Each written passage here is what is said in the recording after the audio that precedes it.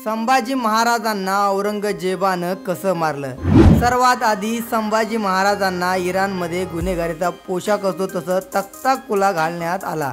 विदुषासारखं रंगीबेरंगी झब्बा आणि डोक्यावरती लाकडी टोपी, मानेवर जड लाकडी खोडा ज्याचा मानेवर प्रचंड भार होता। हात बांधले याच घोड्याला घुंगरू सुद्धा बांधले होते। जाड लोखंडी साखळदंड हातात आणि अंगात घातले गेले। त्यानंतर प्रत्यक्ष क्षणाला महाराजांनी आणि कळशाला यातना दिल्या गेल्या। आसपासचे लोक सुद्धा त्यांना वेदना देत होते। सोबतच ढोल ताशे नगारे वाजवले जात होते। वेगवेगळ्या तऱ्हेने पीडा देऊन विटंबना केली जात होती। दरबारात पेश केलं तेव्हा संभाजी महाराज रक्ताने माखलेले होते।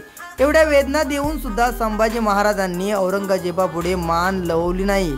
त्याच रात्री संभाजी महाराजांच्या डोळ्यामध्ये गरम सळई टाकून डोळे फोडण्यात आले। महाराजांचे हात छाटण्यात आले। कवी कळशाची जीभ उपटण्यात आली।